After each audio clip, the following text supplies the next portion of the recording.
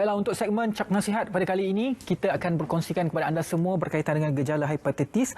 Jadi saya bersama dengan Dr. Syuhada iaitu Ketua Unit Pakar Hepatologi dan Gastroenterologi Hospital Sultanah Nur Zahirah, Kementerian Kesihatan Malaysia melalui talian Google Meet. Assalamualaikum, Doktor. Waalaikumsalam. Jadi Doktor mungkin boleh mulakan perbincangan kita pada hari ini dengan pengenalan mengenai penyakit hepatitis ini. Silakan, Doktor. Terima kasih Encik Ridwan. Okey. Saya Dr. Syuhada binti Adnan, pakar hepatologi gastroenterologi Hospital Sultanah Nur Zahirah. So, persoalan yang pertama, apa itu hepatitis? Terma hepatitis itu sendiri membawa maksud keradangan ataupun inflamasi pada hati. Hati ialah organ dalaman yang terletak di sebelah kanan badan manusia, iaitu di bawah diafragma. Tapi ada segelintir orang ramai yang masih keliru antara organ jantung dan hati. Sebenarnya ia adalah dua organ yang sangat berbeza.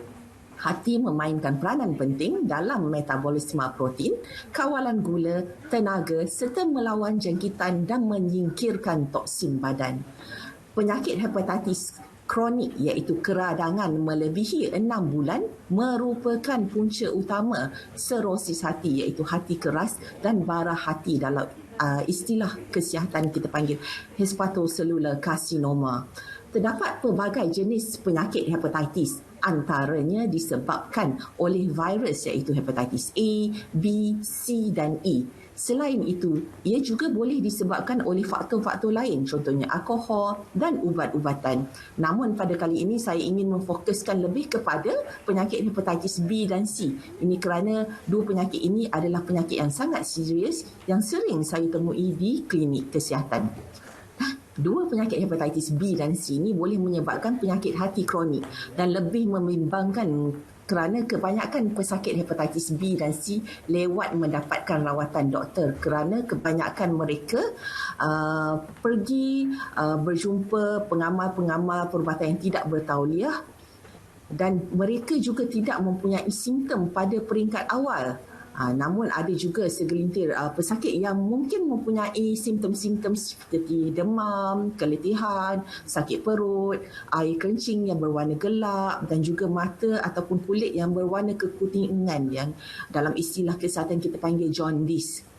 Dan malah pada peringkat akhir, mereka boleh mendapat bengkak kaki, busung perut, muntah darah. Oleh itu, tak dinafikan terdapat juga segelintir pesakit yang lewat mendapatkan rawatan kerana mereka mengaitkan simptom-simptom mereka ni dengan kepercayaan disantau sebab mereka muntah darah kan, ataupun penyakit buatan orang ataupun disihir. Jadi adakah ia merupakan satu penyakit genetik ataupun apakah faktor-faktornya? Okey, untuk virus hepatitis A, penyakit virus ni disebabkan oleh makanan dan minuman yang dicemari. Tapi untuk hepatitis B dan C ialah penyakit bawaan darah dan cecair badan. Untuk hepatitis B, kebanyakan pesakit di klinik yang saya temui, virus tu boleh berjangkit melalui vertikal iaitu daripada ibu kepada anak. Suatu proses kelahiran. Ia bukan penyakit genetik ya. Ada segelintir pesakit kata penyakit keturunan ni. Tak, bukan. Jangkitan ini berlaku suatu proses kelahiran dan risiko jangkitan itu lebih tinggi jika beban virus dalam darah ibu itu tinggi waktu proses kelahiran. Untuk penyakit hepatitis C pula, kebanyakan punca jangkitan adalah disebabkan jarum suntikan yang dicemari dan tidak steril, terutamanya disebabkan aktiviti penagihan dadah. Adakah faktor-faktor risiko? Ya. Okey, silakan dengan faktor-faktor risikonya. Faktor risiko yang lain yang antaranya ialah penularan hubungan seks, terutamanya seks bebas, bertatu, bertindik, transfusi darah sebelum tahun 1992, berbekam, menggunakan peralatan yang tidak steril. Malah saya temui suatu di klinik, pesakit ditulari penyakit hepatitis C disebabkan dia menerima vitamin C secara suntikan oleh pengamal estetik yang tidak bertauliah. So disebabkan mahukan kecantikan, kesihatan tergadai. So ada juga keradangan hati disebabkan penyakit genetik, contohnya Wilson disease disebabkan lebihan kuprum dalam tubuh manusia. Namun penyakit ini sangat jarang ditemui. Jadi doktor, apakah kaedah rawatan dan adakah pesakit-pesakit ini mempunyai peluang untuk sembuh sepenuhnya? Okey, kaedah rawatan bagaimana cara untuk merawat tak dinafikan sebelum ni hepatitis B dan C sukar dirawat. Untuk penyakit hepatitis B, kebanyakan pesakit sekarang dirawat secara oral, ada ubatan tenofovir, entecavir, tenofovir alafenamide yang sangat mudah diambil tanpa kesan sampingan yang serius. Manakala untuk penyakit hepatitis C, jika sebelum ni sangat-sangat sukar dirawat kerana kesan sampingan ubat yang sangat serius. Dan ada pesakit yang tidak mampu meneruskan rawatan sebab kadar kesembuhan yang sangat rendah. Tapi suka saya katakan kini, dengan hanya ubatan oral, kadar penyembuhan virus hepatitis C kronik berada pada tahap 97%. Ini dibuktikan juga dengan ujian klinikal STORM-C trial yang menilai tahap keberkesanan, keselamatan, farmakokinetik melibatkan ubatan sofosbuvir dan rabistatin. Dan kajian ini telah disertai oleh beberapa hospital di Malaysia dan Thailand.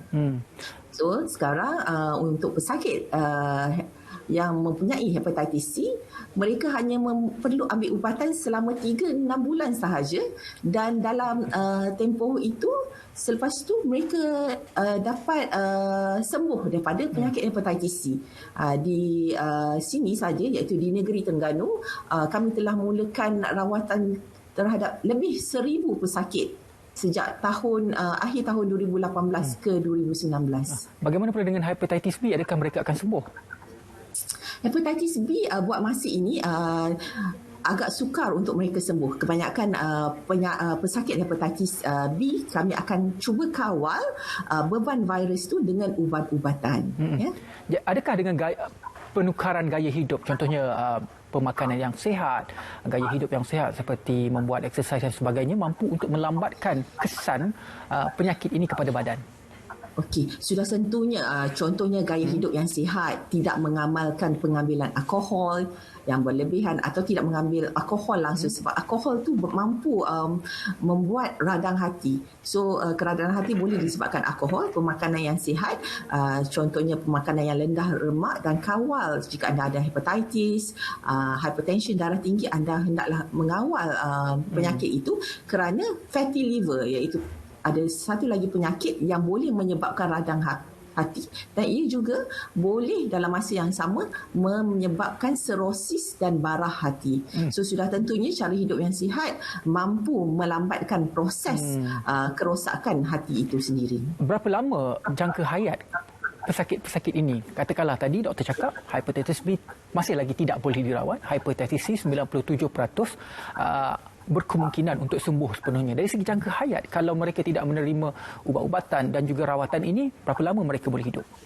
Selalunya kebanyakan pesakit saya, mereka ada di antara mereka telah didiagnos hepatitis B dan C 10-20 tahun yang lalu, dan kini mereka tapi mereka tidak mendapatkan rawatan susulan. So kebanyakan pesakit-pesakit ini penyakit hepatitis B dan C adalah penyakit kronik. So dia mengambil masa untuk pesakit-pesakit mendapat komplikasi seperti serosis, barah hati. So kebanyakan pesakit yang dirawat, contohnya hepatitis B, jangka hayat mereka hampir sama dengan golongan-golongan yang normal, yang jika mereka mendapatkan rawatan.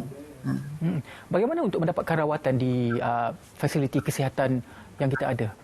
Kementerian Kesihatan maksud saya. Jika anda diketahui mempunyai hepatitis B dan C, anda hendaklah mendapatkan rujukan. Terdapat klinik-klinik pakar hepatologi, gastroenterologi di seluruh negeri di Malaysia ini. Anda boleh mendapatkan rawatan untuk susulan untuk hepatitis B dan C. Untuk hepatitis C juga, sekarang ini rawatan telah pun boleh didapati di klinik-klinik kesihatan. Kami telah melatih pakar-pakar perubatan dan medical officer di klinik kesihatan untuk merawat pesakit-pesakit hepatitis C itu sendiri. Malah kami juga ada turun padang ke penjara dan juga klinik kesihatan untuk membantu doktor-doktor di sana untuk merawat penyakit-penyakit ini. Doktor, kalaulah seseorang itu dapat tahu terkena penyakit ini tetapi living in denial, tak nak berubat, tak nak pergi klinik kerana mereka kalau pergi klinik mereka akan rasa lagi takut. Kesan kepada psikologi, apa kesan kepada golongan seperti ini kalau lambat bertindak? Okey, kalau lambat bertindak, sudah tentunya komplikasi akan berlaku. Seperti saya katakan tadi, komplikasi sirosis hati, bara hati, dan mereka boleh mendapat simptom-simptom seperti muntah darah di mana salur darah di dalam saluran pemakanan dan perut membengkak dan pecah menyebabkan mereka muntah darah. Mereka juga boleh dapat busung perut yang kita panggil dalam istilah perubatan ascites. Mereka juga boleh dapat jangkitan kuman dalam perut. Dalam istilah kesihatan kita panggil spontaneous bacterial peritonitis. Ini amatlah menyedihkan. So disebabkan itu kita ingin mengambil kesempatan ini untuk meningkatkan kesedaran pada pesakit-pesakit hepatitis B dan C. Jika anda mengetahui anda mempunyai penyakit tersebut, segeralah mendapatkan rawatan di klinik-klinik kesihatan yang berhampiran ataupun hospital-hospital yang berhampiran dengan tempat tinggal anda. Okey, Doktor, mungkin sedikit pesanan kepada penonton Selamat Pagi Malaysia tentang kesedaran gejala hepatitis ini di kalangan masyarakat. Okey, terima kasih. So, untuk hari ini ialah sebenarnya Hari Hepatitis Sedunia yang disambut 28 Julai setiap tahun. Pemilihan 28 Julai ini sendiri ialah sempena kelahiran saintis pemenang anugerah Nobel Dr. Blumberg yang menemui virus hepatitis B pada tahun 1967 dan 2 tahun kemudiannya beliau telah menghasilkan vaksin melawan hepatitis B virus. Tema Hari Hepatitis Sedunia pada tahun ini ialah Bringing Hepatitis Care Closer to You. Tujuan kami ialah untuk meningkatkan kesedaran tentang penyakit hepatitis dan memudahkan proses saringan dan akses kepada rawatan. Jadi nasihat saya untuk para penonton, jika anda mempunyai faktor risiko, sila jalani ujian saringan terutamanya hepatitis B dan C. Sempena Hari Hepatitis Sedunia, kebanyakan premis kesihatan dan hospital menjalankan ujian saringan percuma. Contohnya minggu lepas kami telah mengadakan saringan percuma di Hospital Sultanah Nur Zahirah, Kuala Terengganu, dan pada hari ini dan esok sebenarnya Hospital Selayang, Hospital Kuala Lumpur juga mengadakan sambutan Hari Hepatitis dan mengadakan saringan secara percuma. Selain itu, anda hendaklah lindungi orang yang tersayang, terutamanya jika anda ada hepatitis B dan C, segeralah beritahu ahli keluarga anda kerana mereka juga boleh mendapatkan saringan. Dan seperti saya katakan tadi, amalkan gaya hidup yang sihat, elakkan aktiviti penagihan dadah, seks bebas dan alkohol, dan jangan berkongsi barang persendirian yang mungkin tercemar, contohnya darah, jarum suntikan, berus gigi dan pisau cukur. Dan jangan lupa dapatkan vaksin untuk hepatitis A dan B untuk melindungi anda dan orang yang tersayang. Okey, baiklah, terima kasih banyak-banyak kepada Dr. Syuhada, iaitu Ketua Unit dan Pakar Hepatologi dan Gastroenterologi Hospital Sultanah Nur Zahirah, Kementerian Kesihatan Malaysia. Terima kasih banyak-banyak, Doktor.